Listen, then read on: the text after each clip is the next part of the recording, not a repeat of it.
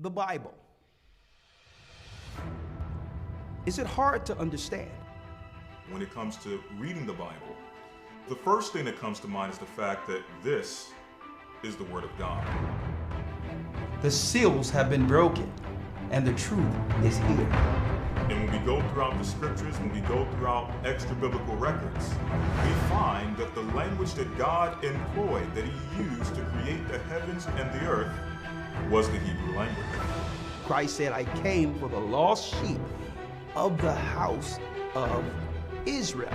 But yet no one, no religious leader, no religious church out there anywhere can now identify the 12 tribes of Israel. Can we?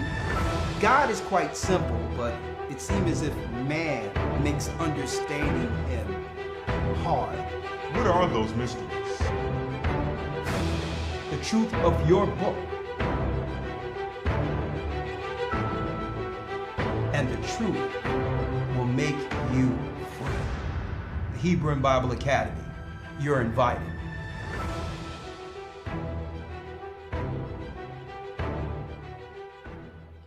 That's right, brothers and sisters, the Hebrew and Bible Academy, you are invited. I'm Elder YASHAYA of the Gathering of Christ Church here with our weekly Patreon update. Yeah, I'm getting dinged all over the place right on time, right? It seems as if these trackers go off at the most inopportune time, but I'm going to put it over here, right? But anyway, I'm Elder YASHAYA, the Gathering of Christ Church here with our weekly Patreon update, okay?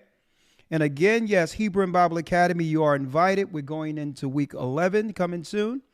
And we tend to end the academy with a crescendo, right?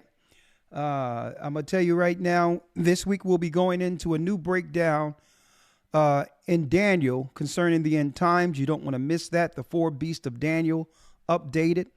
We're going to also go into what? The persecution on God's people at the very end, which was also prophesied out of the book of Daniel this week.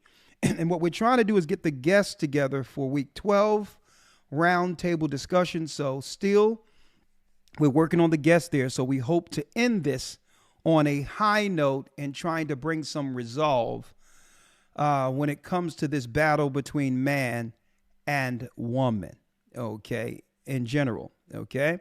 So if this interests you, don't worry about it. We're going into to the end of the academy, but we are opening enrollments for the next academy, all right? 12 out of this world biblical lessons, and we'll have some new lessons added, and we'll also have a roundtable discussion in our next academy. So if you're interested, go to historytimes.org. And that's right, I'm representing right now Passover 2024. I can't wait in a few weeks. Thousands upon thousands of God's people, the children of Israel and Gentiles alike, converging on North Carolina. It's going to be, oh my goodness, what an event. We're going to get all the leaders together and make sure we have dinner with the family a day beforehand. Before the Sabbath come in Friday for the Passover, before the Friday night comes in, we have our vending where brothers and sisters bring all of their particular gifts and merchandise, whatever that is, to share amongst the nation together. And this is how we get an opportunity to patronize one another and to actually support one another in our gifts.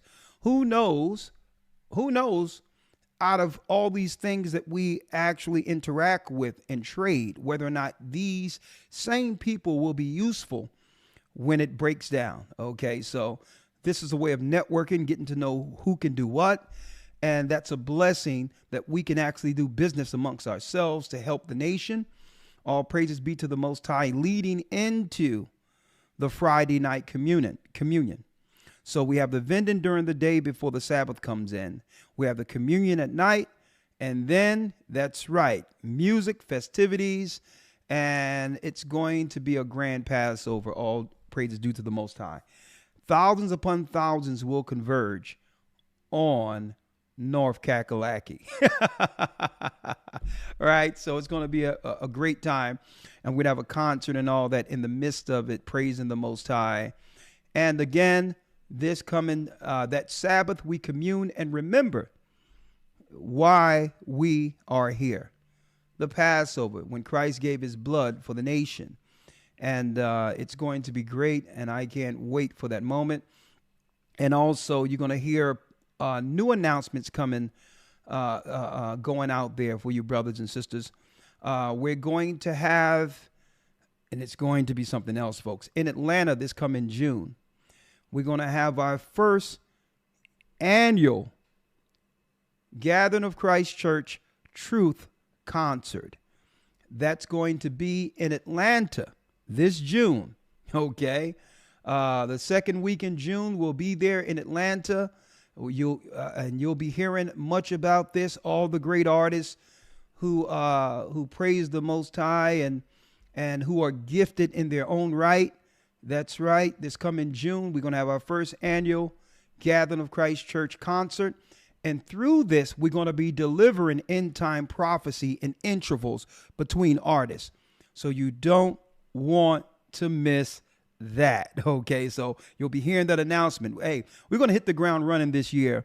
And we understand that music is a great vehicle, right? A universal language that allow us to actually not just praise the Most High in song, but to also deliver the messages concerning what's going on in the earth today in preparation to help our people. Folks, there's so much going on right now, and I'm about to bring in my brother in a moment, but I want to say I'd like to thank all the sisters who called in.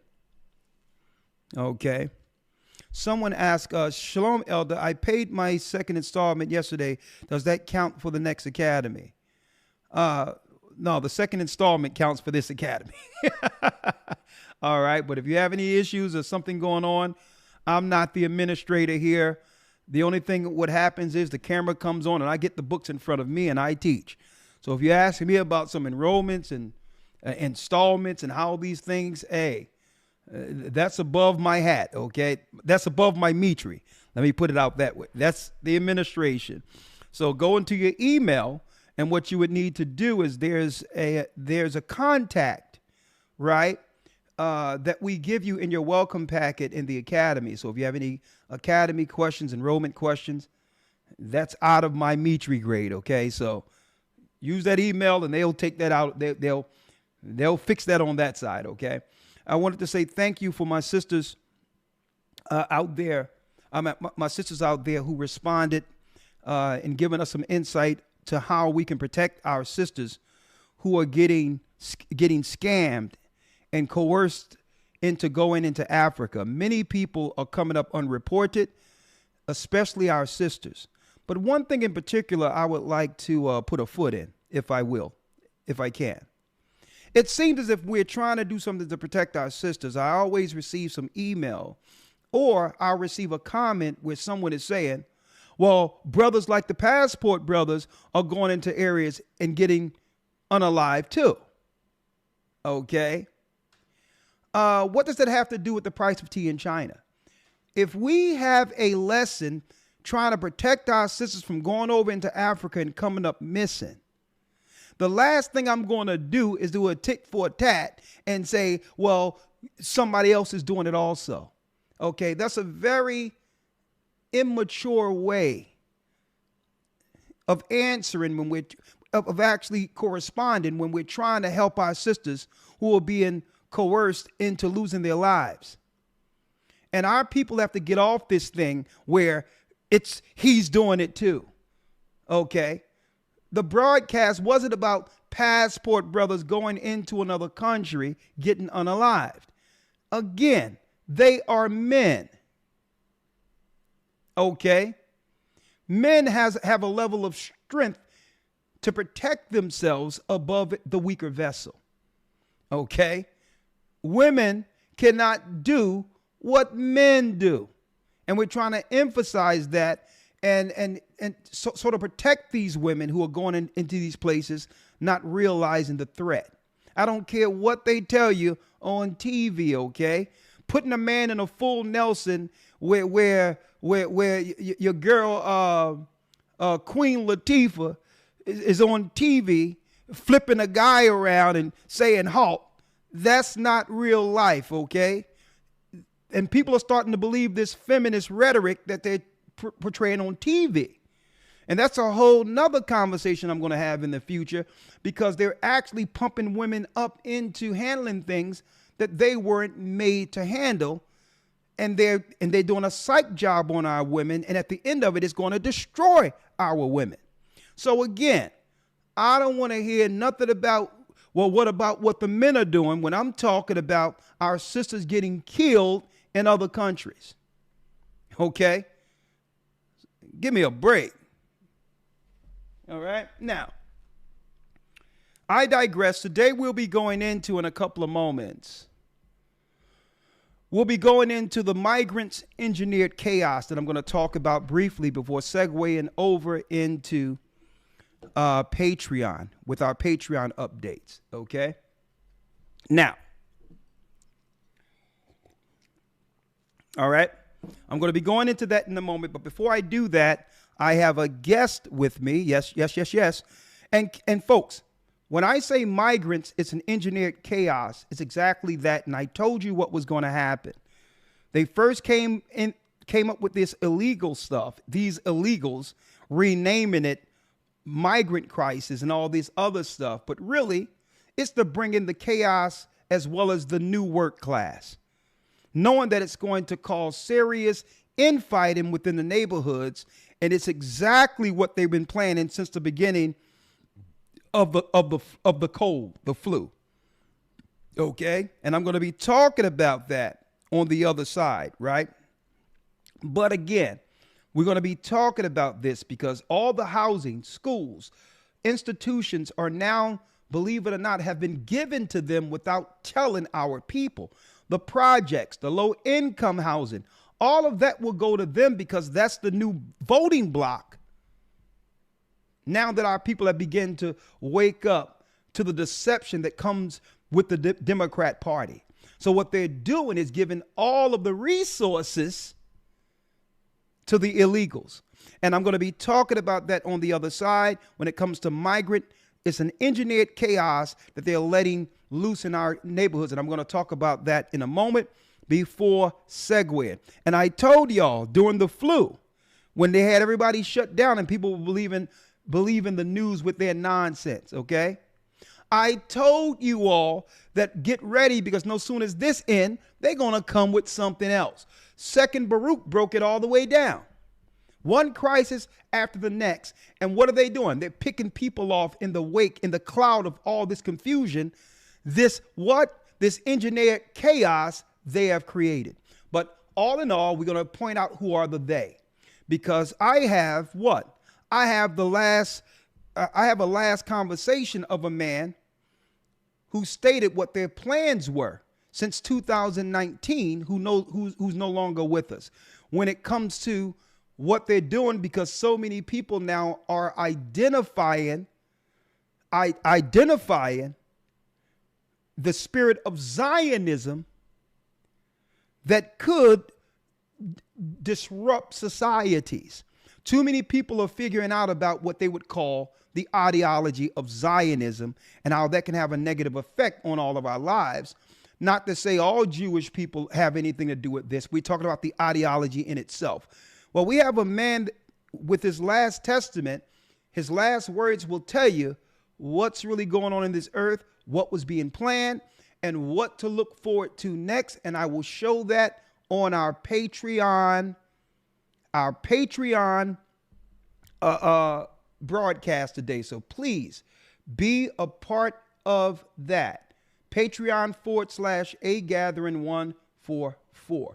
Now, on top of that, folks, let me make it clear, right? Let me look at my tracker real quick that they call phones. All right. Look at my tracker here. Yeah. It says here that today On this side, we'll be highlighting the migrant engineer chaos before I transition. And on Patreon, we're going to be talking about the flu engineered chaos. And if you want to know what I mean by flu, you all know the thing that just came up and just took so many people, then disappeared. Well, you're going to need to be on Patreon to hear the news we have on that. But that concludes my update. But before I go into the migrant crisis, I need to now talk about, brothers and sisters, I need to now talk about echoes of the Ramapo. Echoes of the Ramapo. We were talking about how Ford and the other corporations associated with that were poisoning the tribe of Gad in New Jersey. I had a guest come on, an old-time friend of mine, Lamont Fountain, who was responsible for this great production that happened in Philadelphia that's on Paramount TV right now, but Paramount Plus, but also that he, with his life's work, he's trying to expose this particular corporate poisoning and destruction of our people that's been swept under the rugs. And of course, again, as you can see here, let me put it here, I spearheaded this on our very own broadcast here, A Gathering 144.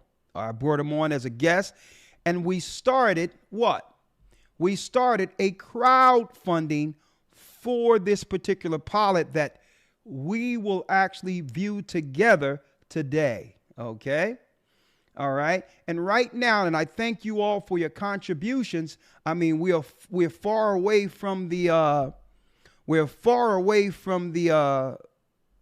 goal, but to be blessed with $3,355 in order to make this thing a reality right now is still a blessing. And I would like to say thank you for what? For contributing to this, but we have a long way to go to make echoes of the Ramapo a reality. Okay? Please, if you can contribute to this, please help us make this particular, brothers and sisters, make this particular production a reality. Okay?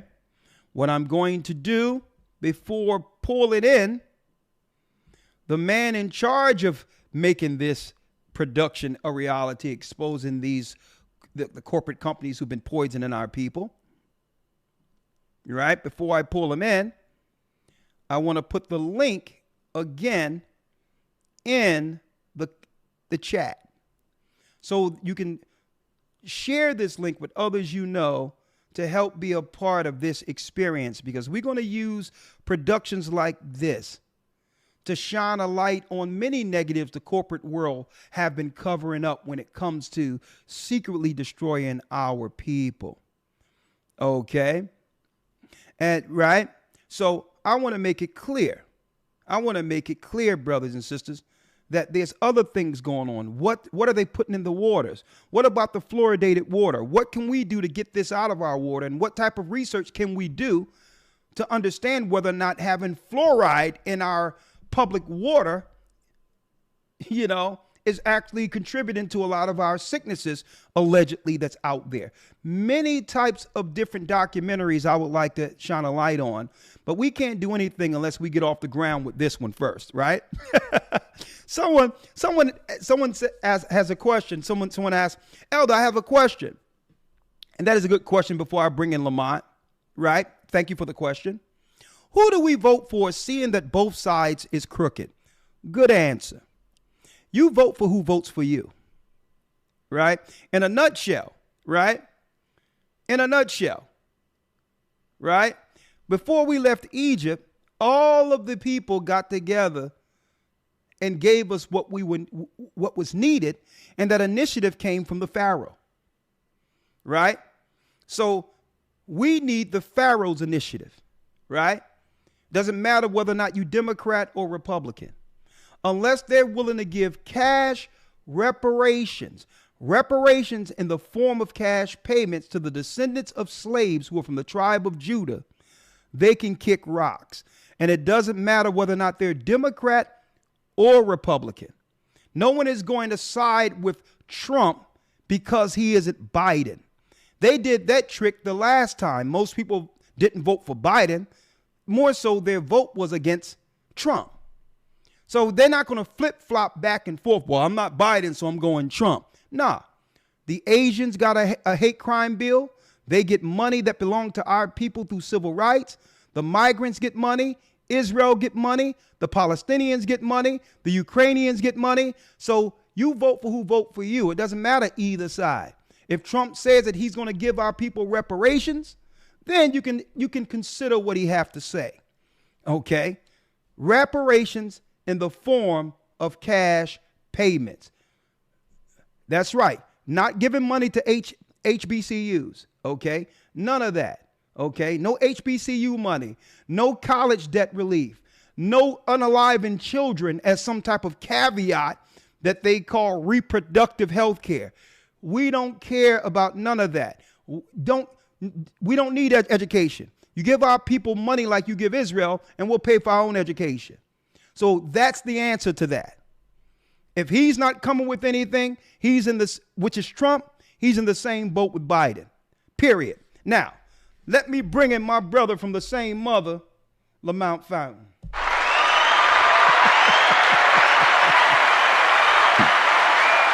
Shalom. Let me bring you in, my brother. Let me bring you in. How you doing, sir? Shalom. How you doing? I'm blessed by the Almighty. And and of course, I thank you for coming on today, my brother. I appreciate all you do. Thank you. And if you can, please, brother, give us an update of where we are and what you would like to say to our audience today when it comes to echoes of the Ramapo. What advancements have been made since the last time I've had you on our broadcast? So we, as you said, we have about $3,300 that has come in. And as far as where we are in the project, we have a script for episode 1, the pilot. And we have an outline for 9 episodes. So basically an entire first season we have outlined and a plan for where the next season goes. So these and I wanted to say, I really appreciate you doing this, Elder Rakah, and I appreciate what everybody has given so far. A project like this will never get made by the mainstream.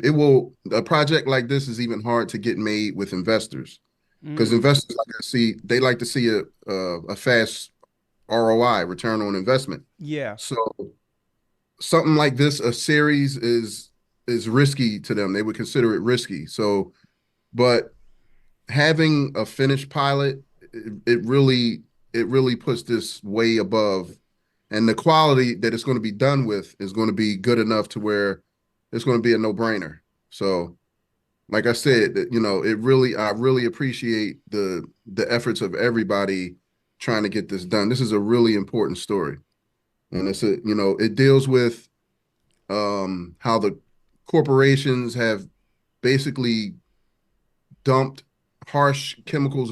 dumped harsh chemicals on the land of the Ramapo Indians, and knowing exactly what would be the outcome. And it was really spiteful, and it was negligence also. But at the end of the day, it was, they wanted that land and they couldn't get it. So that was their resolution. Man. And it's so, and the evidence is there. It's so obvious that the state has gotten involved, and the state is actually suing Ford. The state of New Jersey is suing Ford, and with the Ramapo people. So, and there's been a lot of help. I don't know if anybody's ever heard of the Lewis Pugh Foundation, but the Lewis Pugh Foundation is one of the, if not the biggest, environmental funds in the world. And Lewis Pugh is he's an English man that he basically, a lot of people might have heard of him. He swims the oceans to raise awareness on pollution, and he swims the rivers of the world. He actually swam the Hudson River, which everybody told him he was crazy for even attempting it, Okay. because the Hudson is so polluted. They was like, you're gonna kill yourself. So he swam the Hudson, and during his swim, they had a ceremony, and he met with the chief, and he pledged his support, and they pledged their support for each other, and raising awareness, because these problems have leached into the water, into the reservoirs, and it can affect a lot more people. But raising awareness to this, the everybody listens when the people stand up and let their voice be heard. And this is a voice that's not been heard yet. Mm. So I think, the idea is that, there's several documentaries out about this. And as I said before, the information is out there, but I believe we need to see the impact on a personal level, with actors in a dramatic series. You can actually see these stories get played out in the lives that it has affected for decades. Something And up else. to this day. Yeah. Well, let's do this together, if you will, Manigun, Lamont. Let's, because you told us that you was going to put something together. That I want to show brothers and sisters that the reality of when you say you're going to do something, it happens, right? Right? We said, well, listen, we're going to need a pilot. Well, y'all started contributing to this particular crowdfund, and we haven't even scratched the surface. We're here at what? We're here at $3,355 with a $100,000 goal to make this series a reality, right? But I said, well, listen, we're going to need, and I said this behind, y'all don't know this, I talked with them behind the scenes and said, well, listen, you're going to have to produce something so people can understand what they are contributing to. So in no time, in less than a week, well, about a week, he came with a complete pilot. And I would like to show this pilot with all of us viewing this at once, to show you that one thing about the people that I deal with, right? When they say they're going to do something, it gets done.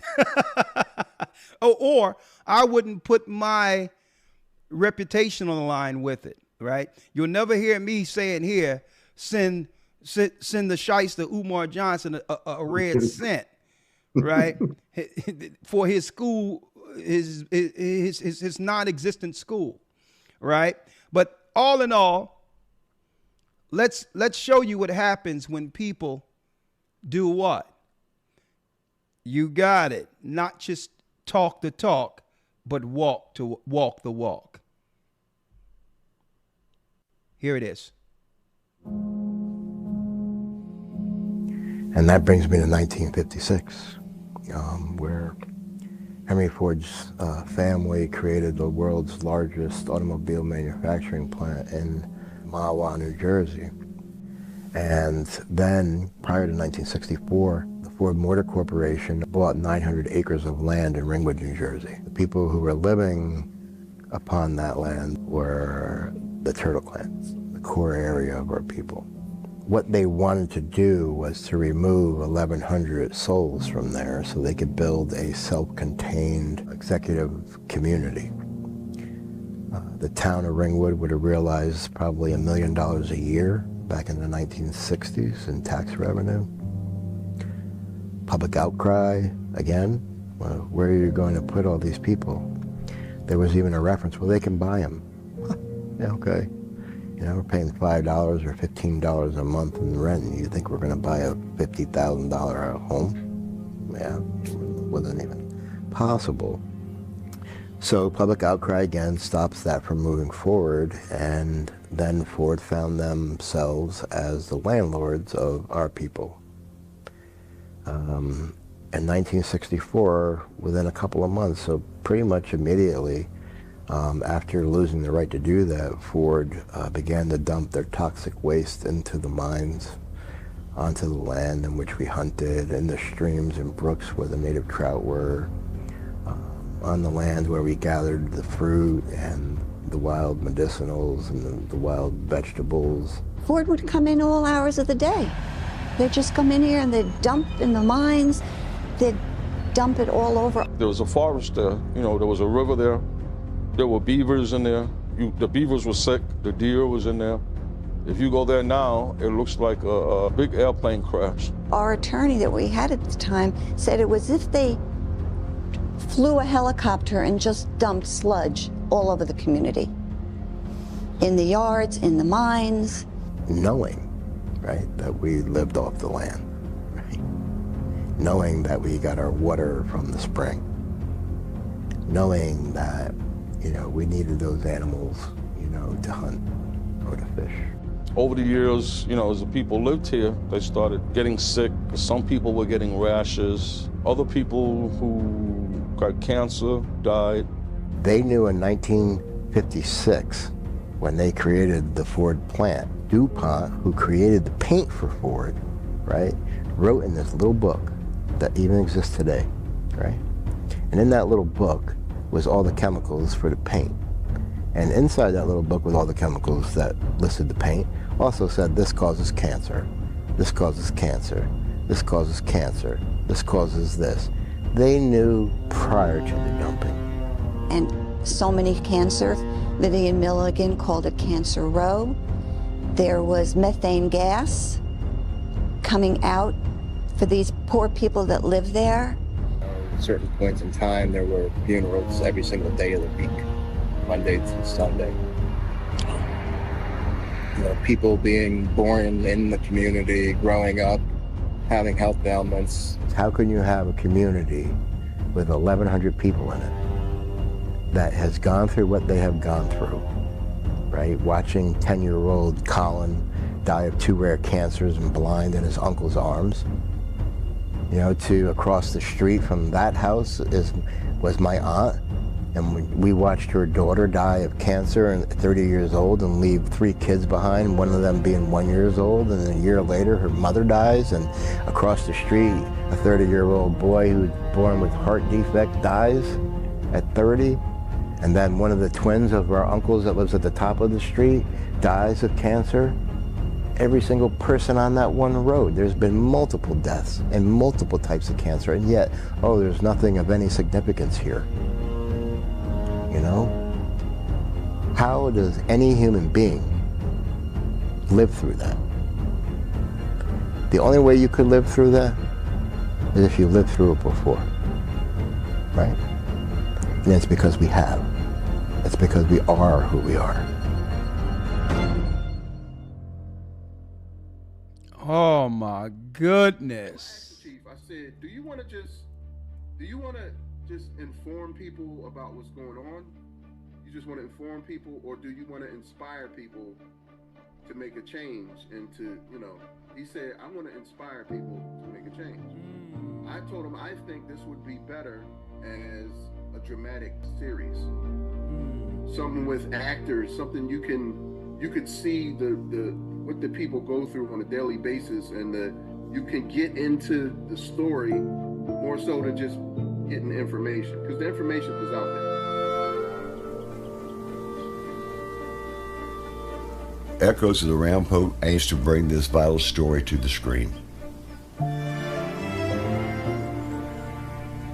to showcase the spirit of the Turtle Clan, their struggles, and their undying hope. We need your support to bring this remarkable tale to life. Join us in creating not just a series, but a movement. Your contribution can turn this vision into reality.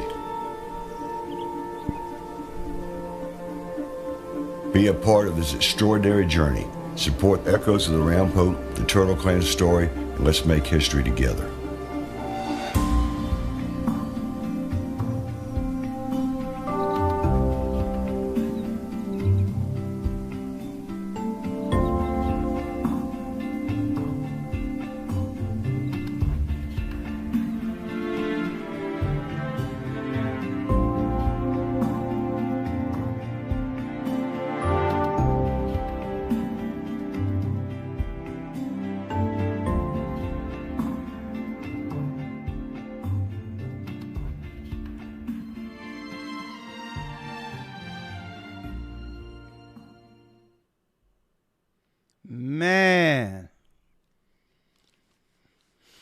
I'll tell you this, brothers and sisters. What a resilient people the children of Israel are. Amen. Hey.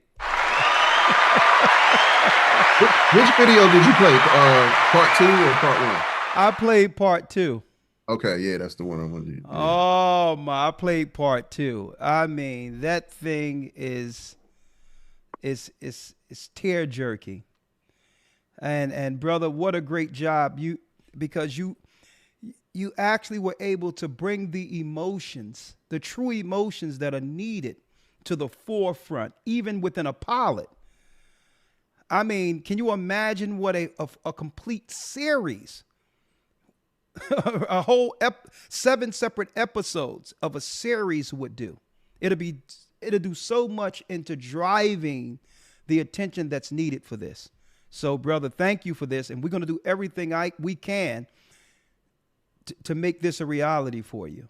Do you have any last words as far as this is concerned? Because we're gonna get up on this. Yeah, this is not actually the pilot. This is a promo video to help tell the story. But the once we do the pilot, once we get all the funds and we actually get the actors together and do the pilot, and it's going to be 10 times more engaging. And I also wanted to say that we're gonna do updates on the page, and we're gonna do some perks for people that donate certain levels. They're going to be certain levels of perks, like you can be listed in the credits. You can, depending on we're working that out now. Yeah. But people can get associate producer credits. We're going to have a tier that if you donate a certain amount, or if you support a certain monetary amount, you can actually come on set and spend a day on set. Okay. We'll have another one where, you get VIP tickets to the premiere. Another one is well, I'm going to be there, right? I'm going to be at the premiere, but go ahead. Absolutely. But go on. You'll be able to one of them is you're going to be able to have lunch with the cast and crew, stuff like that. Okay. All right. We're putting that together now. Okay. But well, even if it's $1 or $5, we appreciate every single penny, because it helps us reach our goal. Well, thank you, my brother. And once you get those tiers together, we'll come back together and bring it on to show brothers and sisters what perks they can have in actually contributing towards this, so that we can get to this the pilot sooner than later. Okay. Absolutely. And also, real quick, we're going to start to do podcasts, and we're going to be talking to different members of the Ramapo and different people that's involved in the story. Okay. Give updates, and we'll put the updates on the GoFundMe page. And of course, I'll update you. Okay. Well, once the podcast begin, because I'm sure that will drive the funding to the next level, because it's out of sight, out of mind. Unless you're letting people understand what's going on a regular basis, they won't know where the campaign is and all that. So that's a great idea with the podcast. And once you start doing that, let me know so that we can drive some traffic there, and I'll pop up over there myself to make sure we get this done sooner than later. Absolutely. All right. Well, thank you. All right. So everybody. Well, thank you again. As you can see, thank you, Elder Dell, for putting the GoFundMe on the page. And brothers and sisters, support what you can, do what you can, and whatever, no matter how small or large, it's all appreciated, so that we can make this particular production a reality. With that, my brother, I'm going to call you later. Great work. Thank you. Man. Thanks to everybody. All right. Bless you. All right. Okay, that's my brother from the same mother. And believe it or not, this brother is high level when it comes to the movie side of things. So I'm glad he's on our side, because I believe that this is the beginning of something great when it comes to using our gifts to shine a light on the negatives and the evils that have been done to us in the dark. And I thank the Most High for this platform. You people, all my brothers and sisters, and the Gathering of Christ Church, to actually be here, to have a voice to help our people. It's more to it than just teaching the word. It's also putting what we learn into real-time action to actually help the people who are from the lost tribes of Israel. Okay, so now, real quick, now we're segueing over.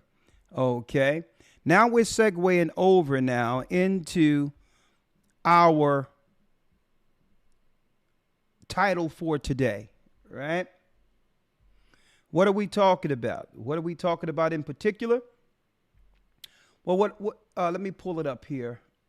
Fair use. The fact that I said a long time ago that this thing with the migrant crisis isn't what most people think it is. Okay? You have to understand what a mercenary invasion looks like under the guise of helping people. Okay? And then you have now the Chicago mayor and the New York mayor finessing people, claiming that we're slashing the migrant budget, and when you look at what they're slashing, it's only 10%. How is that a play on words? We're slashing the money we're giving them. No, there shouldn't be no money there from the beginning. So now that's a slick way into having people accept these people getting money who shouldn't have money. At the same time, they're cutting everything that belongs to our people in the United States who are suffering in these same communities. So you have to watch their political talk when they say, oh, we're slashing the money.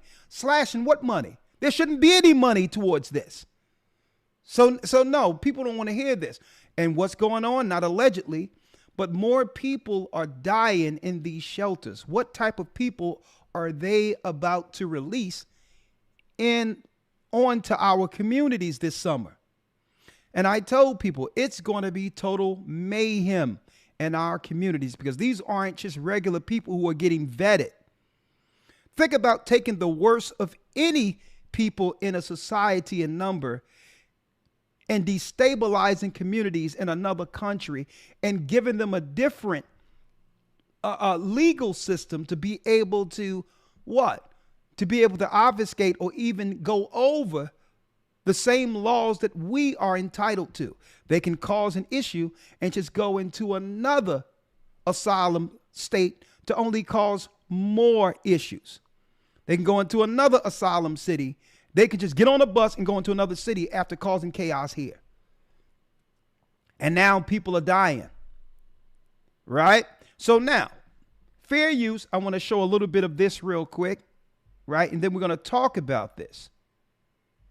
Welcome back to Live Now from Fox. I'm Jeanette Francine. Our next story takes us out to New York City as we're being told they are in the midst of a migrant crisis. This as asylum seekers are making their way to the Big Apple in record.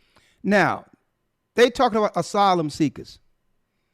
Do these people look like they're running from some war country or something? Totally healthy. What are you talking about, asylum seekers? See, they're using this to do a play on the laws that are on the books to make us believe that, okay, this is to help people. But really, it's to destabilize the community and to replace those who are in the community that the Democrat Party and others have no more use for. This is total betrayal. Numbers.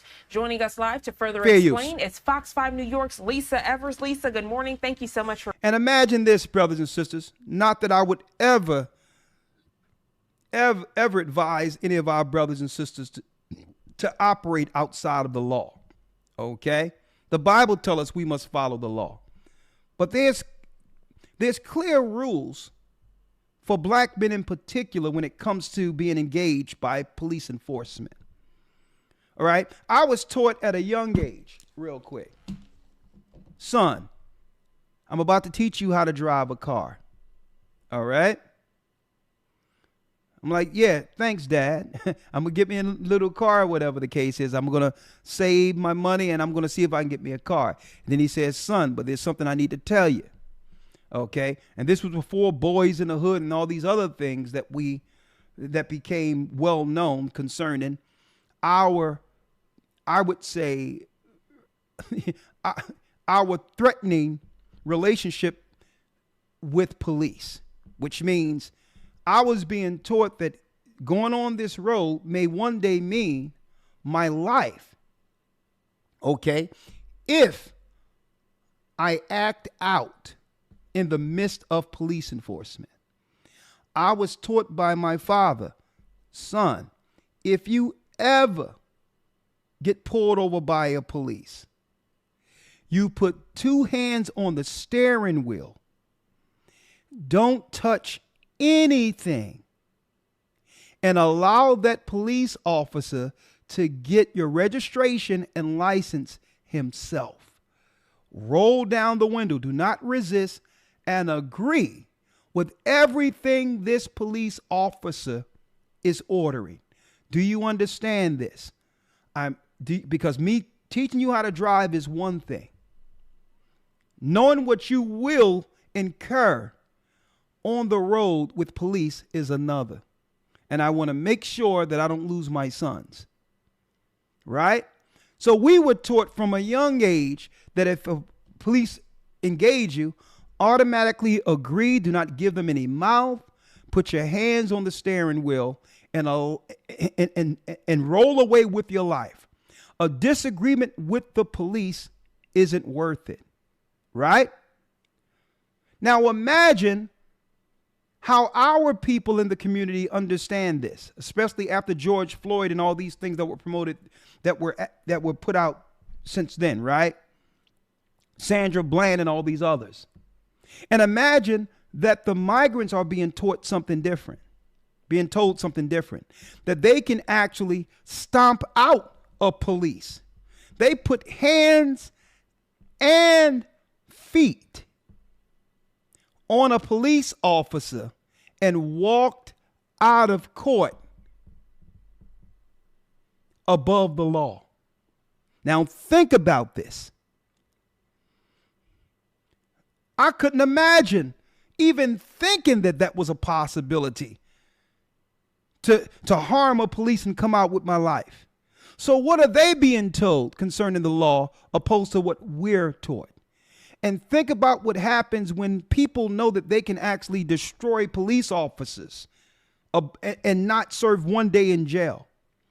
Well, think about, listen to this, folks. Think about their interactions with us if they can get away with that. Think about that for a moment. What are they being told they're able to get away with? Because if you can't, listen, if our people, if I know a brother, if he were to put his hands and foot on a cop, you can expect him to be put down like a dog right there. No questions asked.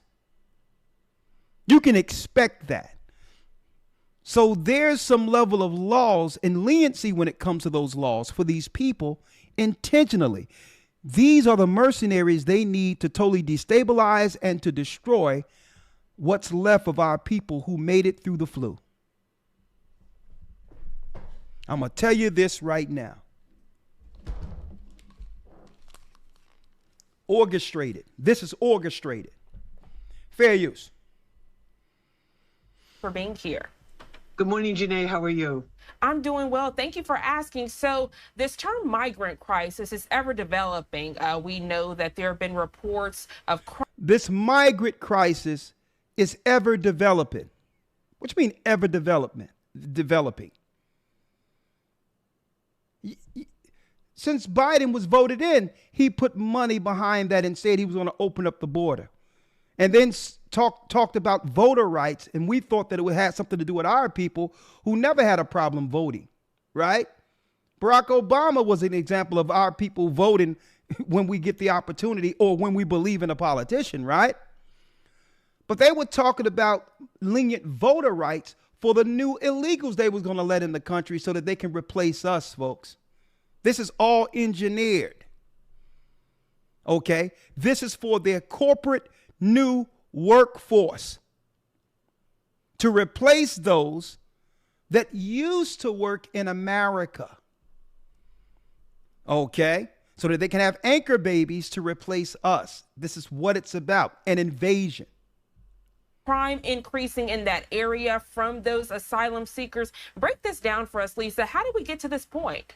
Now, why would they allow criminality to fester in these areas? Right? Why? To destabilize the people who live there. Only through their Hegelian dialectic to come around and say, we need to be tough on crime. I'm going to show you how they're going to play this on either side, folks. Because now Trump is the good guy who's going to come in and say, it's time to close the borders and it's time to get tough on crime. Since Biden, I've inherited an issue with the criminality he let loose in our communities. Right? So now he has a reason to use what? Military and others are coming to our neighborhoods to go against these illegals.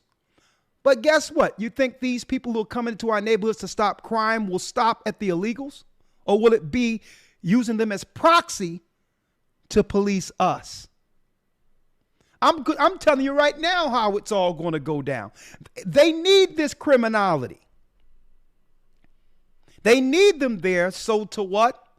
So to have a reason for a crisis budget.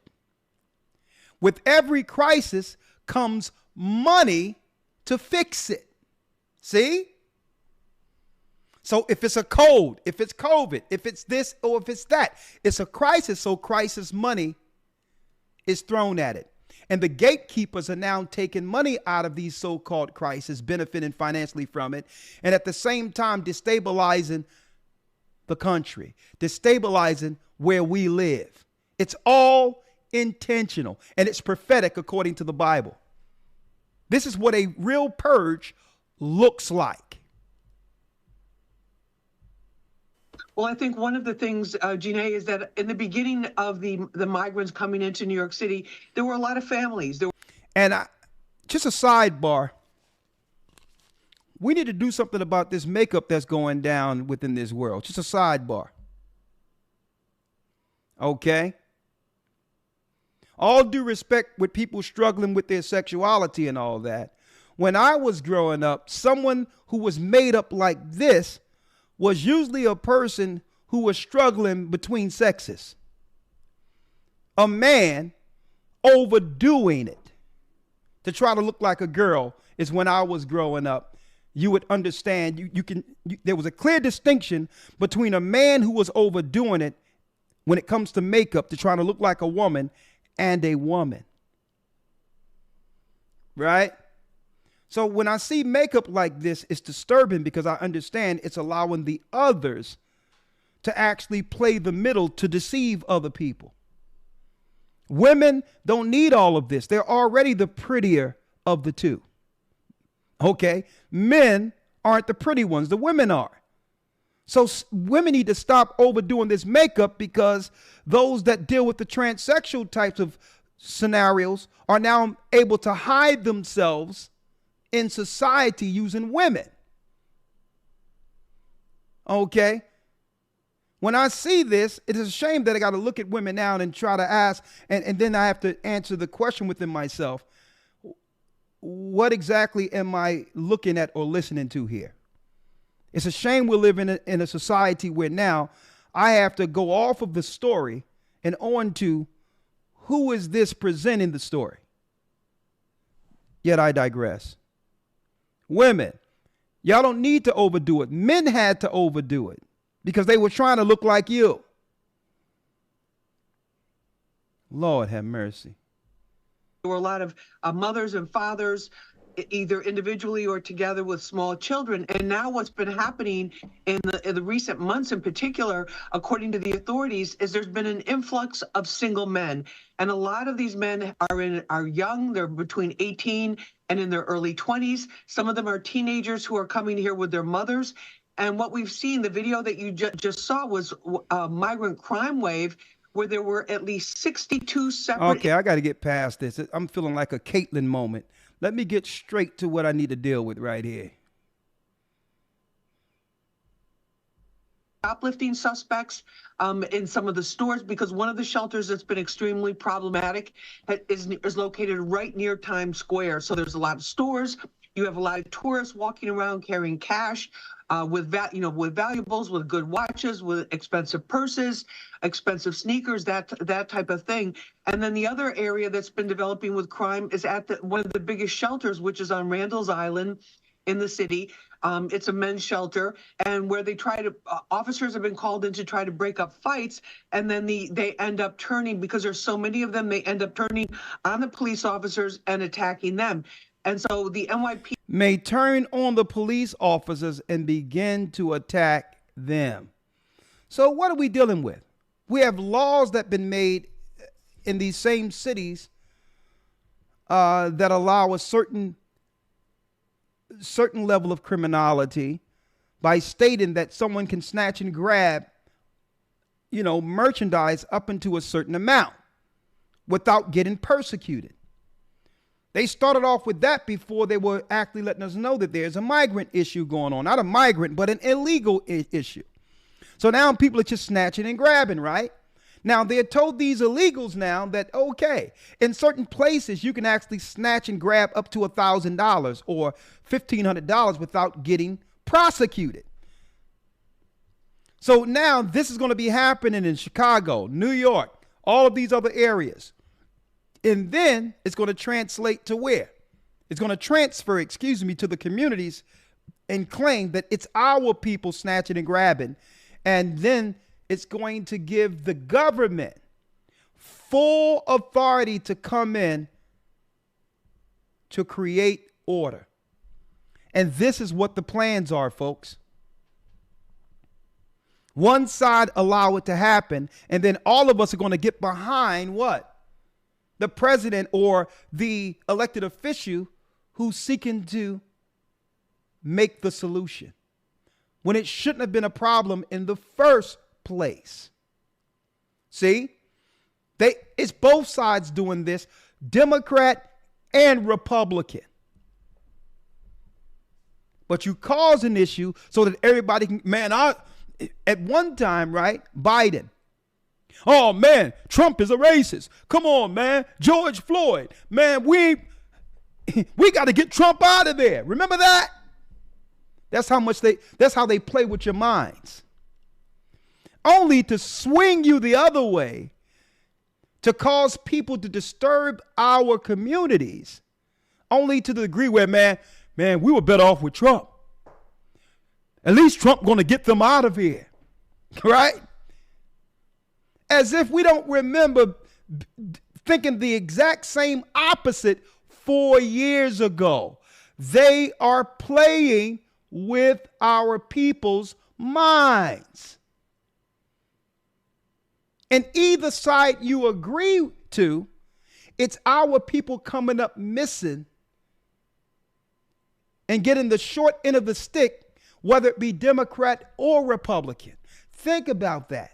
Because it doesn't benefit us, Trump coming in with police and armed forces and the military to come in to fix the migrant crisis that shouldn't have happened in the first place.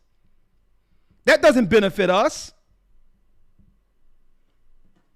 See that? So this is how they destroy our people, through proxy. All the time stringing us along to have us believe they're for us. Right?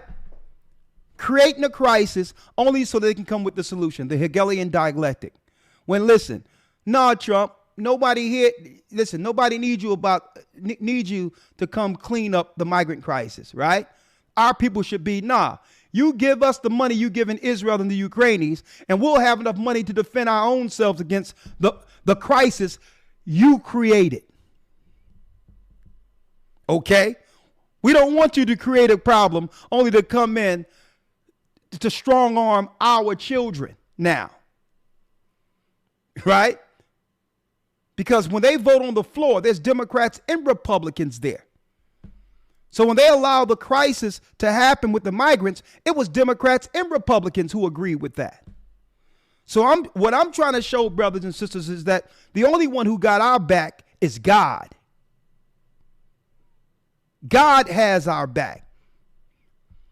We don't need these guys to come in and try to bring a solution when they created the issue. The only way that Trump can fix things is he give cash reparations to the descendants of slaves.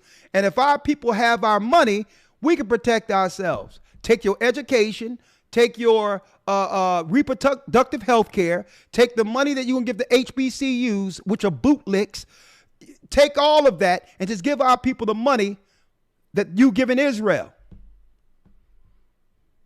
We can pay for our own education, we can feed ourselves, we can house ourselves, and we can protect ourselves from the legislation you're drafting against us. And that be it Democrat or Republican. And guess what? This is where I get off my soapbox. All right? This is where I get off of my soapbox, because my whole thing is I bring resolve. I bring it the way it need to be seen. How do you know when a country or a politician is actually for its constituency? You know how? Because they come every 4 years to protect their budgets.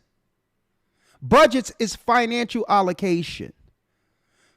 Politics is about money. The Asian delegation only come there, and the caucus is to draft what? Policy that financially benefits their people. How much of the budget is going towards the Asian community? That's how politics work. It's about budgets. Italians get in place so that they can make sure the money coming through that's being agreed upon every election year goes towards their caucus, their people, their interests. That's how politics work. Okay. Some reason they convinced us that politics was them actually patting us on the head and apologizing for slavery without giving us no money, without giving our people who are suffering finances. When you're giving Asians money, Ukrainians money, Jewish people money, Palestinians money. So folks, when it comes to voting, if you're going to deal with the process, because why? It's your taxpayer money going towards all of this. Why can't they cut out money strictly for you? And that's how you know whether or not a politician is against you or for you. That's how. You don't want people sympathizing with you. I don't need your sympathy. I don't need you to protect us from the police. I don't need none of that. Israel is not looking, the state of Israel is not looking for Americans and others to protect them from police, because why? You got it. The billions of dollars that are funded towards Israel. They got enough money for their own military to protect themselves. So this is how our people have to become politically astute and understand that when you vote, if you're going to vote, it's supposed to be for your self-interest and the interest for your particular people. Okay? It's no black or brown coalition. You can't tell me that the money for our people who marched in civil rights is for black and brown people when Kamala Harris isn't our people. Okay? The East Indians, those people didn't struggle in the civil rights. The Asian people that are coming over here who are brown didn't struggle in the civil rights. So you can't now clump us all together so that they can strong arm what belongs to our people. No more getting triggered based on race and vote because someone is making you feel a certain type of way. Hey, I don't care if you are a card carrying KKK member who sleep with your hood on. Okay? If you agree with cash reparations for the descendants of slaves, Judah, I don't care whether or not you are a KK. You can hate my guts, but I'll have enough to protect myself from you if you give me what you give Israel. And that's the mentality our people have to now stand on. Don't try to trigger me emotionally. I don't care. You all are racist. But that racism didn't stop you from supporting Israel and the Ukrainians and their migrants. I know y'all don't care about the migrants that are coming in here. Y'all are racist against them too. But you're going to use them against us and then use their criminality as a reason to wipe them out anyway. Right? So even though you hate some of these brown people you bringing over, they're useful for the moment. That's why you're pushing cash into them. See? So again, our people got to stop getting triggered through racism and say, well, listen, when it's voting, it's about budgets. This is why they come out every 4 years to ask for your vote and beg for your vote as if they're concerned about you. They aren't concerned about you. They're concerned about if someone else get into office, the special interest groups are going to move the money off of them and give it to a politician who's now in position to make laws for the next 4 years. They're looking to sustain the relationships with the lobbyists who are paying them. That's why they come out. And then once you get them in the office, they could care less about you because now it's payday for the next 4 years for them. And this is why people who are politically savvy, like the Asians, like the other people who are coming over here, they let them know, if you don't, guess what, even the Palestinians that come over here, if you don't cut out money towards us and for our people, we're getting you out of office. It's about the budget. It's about money for politicians. They could care less about you. Democrats have been the enemy of our people since America's inception. Do your history. And they're doing a great job because look at all the Democrat-ran cities and you'll understand the plan they had for us the whole time. Huh? Like I said, our people have to stop making decisions strictly off of emotions, being triggered. Okay? I don't want to hear about a cop that shot someone. I don't want to hear none of that crap. We're not buying none of that. Okay? Look right at him and say, hey, man, let's go down and march, man. George Floyd again. Nah, where's the money? Okay? Because I understand that they sympathize and understood Israel's plight when it comes to World War I and World War II, even though other people died in the war outside of them too. But I can understand how the world sympathized with them by giving them money every year. Okay? That's how you show whether or not you care about what's going on with us. Not an incident you can, what? Use politically to gain political position. Right? So that's what I'm saying. And that's for those who believe in this system. All in all, I'm going to say this. I don't expect anything from any of them because it's God's promise to make our lives better. It's God's promise that we stand in God's law with the right expectations to operate one amongst another. Not that I expect anything from them. What I'm doing, I'm putting this out there so that our people can have a view to understand the hypocrisy of the political system. That's why I put it out there. Not that they would ever do what's right. I'm putting it out there so our people can now view things politically as other people do, to know that this system have never been for the children of Israel.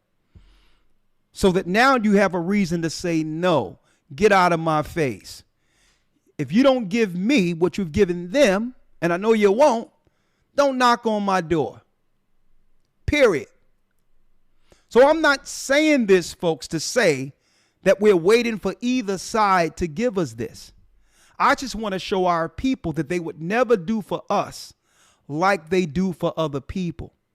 And through that, our people will begin to understand who we are and that we are all we have, and that the only way we get anything out of this is to come back to God's law. Right? So that's why I'm putting it out there. So if somebody do come to you, you can point out their hypocrisy.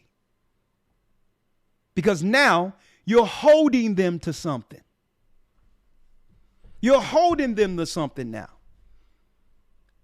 Because they're coming as if they really care about you. But when you say, okay, hook me up like you hooked up the Asians, you'll realize how much they truly don't care about you. When you say hook me up like you hook up the Israelis and this state has nothing to do with our people, you'll see that they really don't care about you, as they claim when they bring up racism.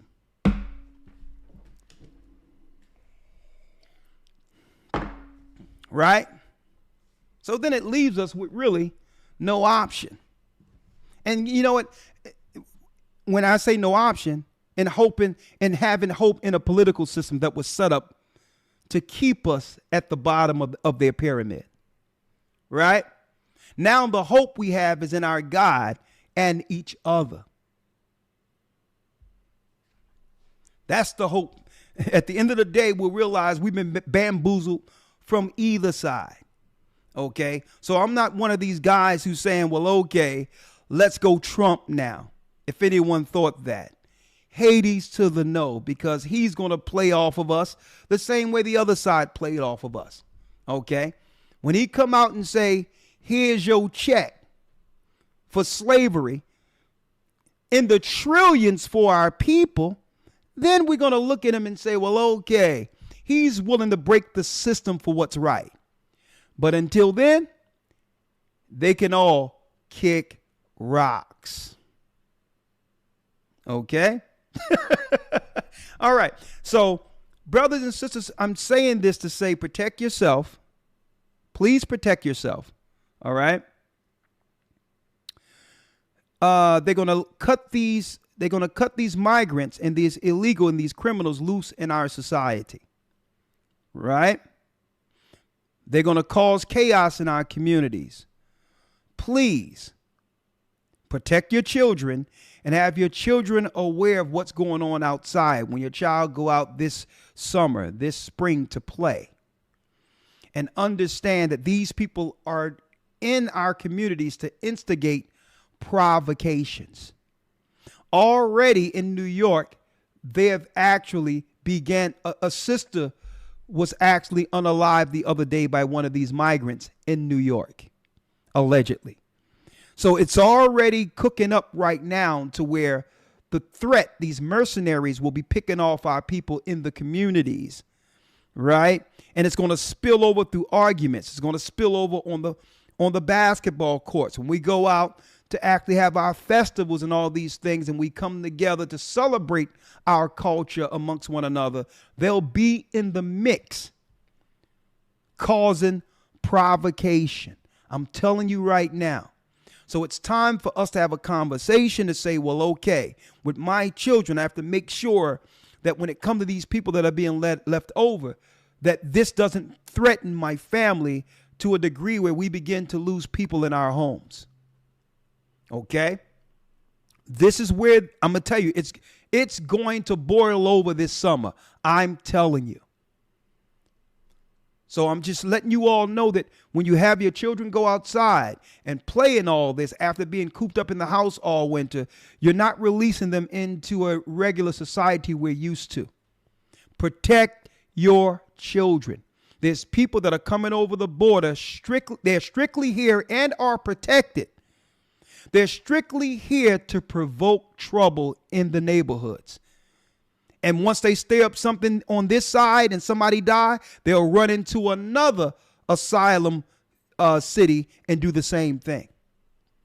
So keep your head on the swivel. And brothers and sisters, stay prayed up, sin not, protect your children. It's the Democrats and Republicans that are behind these mercenaries that they've actually incentivized to come into our neighborhoods to start issues. Okay? I just wanted to put that out there. It's engineered, just like the title states, engineered chaos. Vote for Christ. I'll see you over on Patreon, where we'll be going into the flu, engineered chaos. Shalom, and may the Most High be with you. And I'll see y'all this Sunday in our lesson, The Four Beasts of Daniel, breaking down what? End time prophecy from the book of Daniel. Shalom, may the Most High be with you. Stay prayed up, sin not, and keep in mind that the Most High is calling back the lost sheep of Israel. We're the children of Israel, and we're back. Shalom. Oh yeah, another thing I want to say, right, before I go. You have some people out there who would like to get their own websites and all these others and are trying to teach looking like us before the people. Now, I'm going to tell you this right now. Do I feel there's any threat or anything wrong? Am I afraid that of something going on with somebody may come out and teach something and all that? No. What I'm talking about is people who follow our church and behind our backs are sending email to other people to try to cause division, looking like us with white on.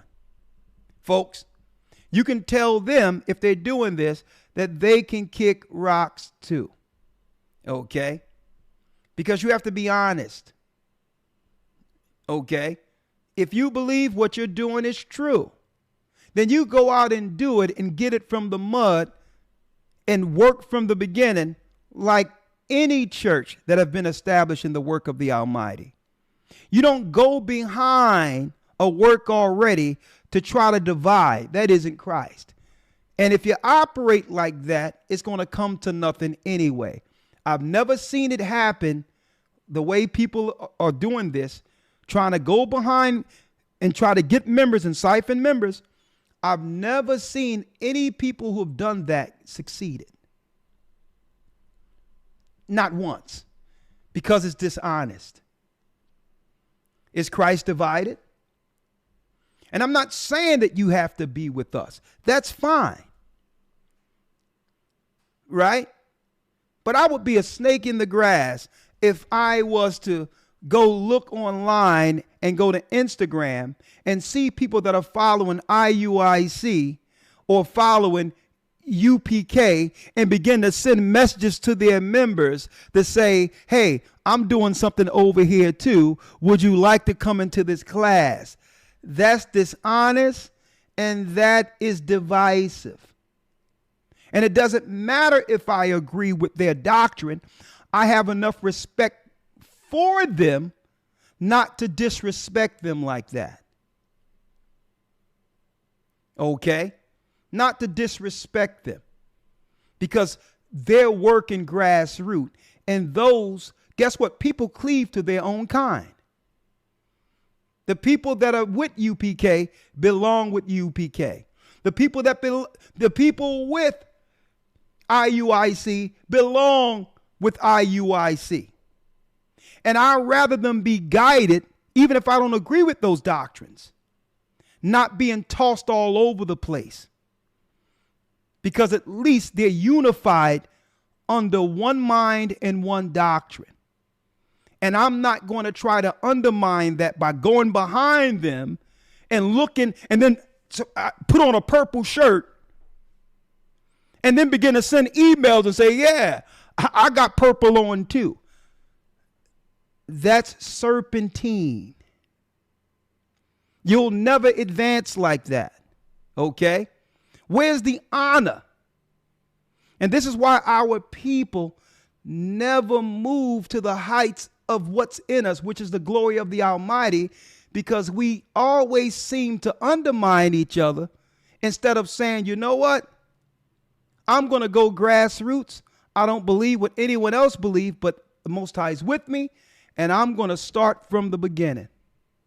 I'm going to start from the beginning, do my ministry, and then let the Most High bring the work if he's in it. He'll bless it. And that's what a lot of our brothers and sisters have lost, to why we cannot obtain the true glory of being Israel. And you know what that is? Honor. Honor. You don't go behind another work. And guess what? You think, let me tell you, the people in this church, that's within this church, they're tight. What do you think they're going to do? They're going to see you send them something, and they're not going to let us know that, listen, you know, there's some guys out there with some white shirts on and you know, trying to circumvent the work and divide the work. See? So think about that when you're out there dividing people. They're going to look at you and say, okay, here's a dishonest person. Do your work. And if Christ is in your work, you don't have to worry about sneaking around 12 midnight trying to get followers. Okay? If Christ is in your work, guess what? He'll bring it to where it needs to be. Okay? There's a such thing as honor. Okay? There's a such thing as respect and honor. This is why we don't go behind other people to try to siphon people off of them, because it's wrong. Okay? Learn honor and respect. Brothers and sisters, we'll see you in a couple of minutes on Patreon. The Flu, Engineered Chaos. Shalom.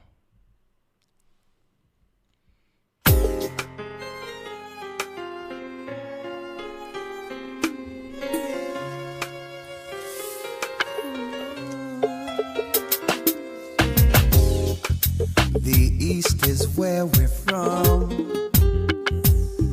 The 12 tribes of Israel. In 721 BC, the Assyrian king, he took us down, we fell. With the great escape we went through the Euphrates. The Lord held the water still. To a land where no mankind dwelt, we went. The 12 tribes of Israel. That's who we be. Manasseh, the Cubans, Ephraim from Puerto Rico, Naphtali from the Isles of Hawaii.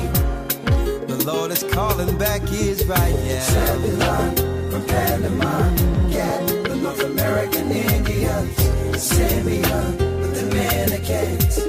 AHAYAH's gathering Israel. The Arabs and Africans told us. At gunpoint. Together our wives and children then sold us. In the belly of these great ships we traveled in fear. By the rivers of Babylon we found our brothers here. AHAYAH gathered us. Asha in Colombia. Reuben from Australia. Issachar, the Mexicans. AHAYAH's gathering Israel.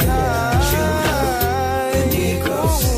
Benjamin, the West Indians. Levi, the Haitians. AHAYAH's gathering Israel.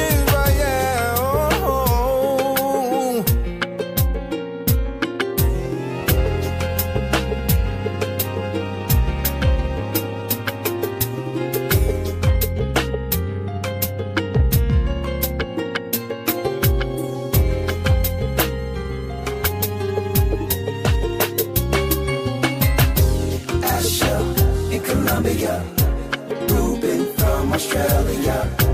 Issachar, the Mexicans. That's who we be.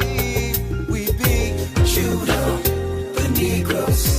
Benjamin, the West Indians. Levi, the Haitians. Manasseh, the Cubans. Ephraim from Puerto Rico. Naphtali from the Isles of Hawaii. The Lord is calling back Israel. Zebulon from Panama, Gad, the North American Indians, Simeon, the Dominicans. AHAYAH's gathering Israel.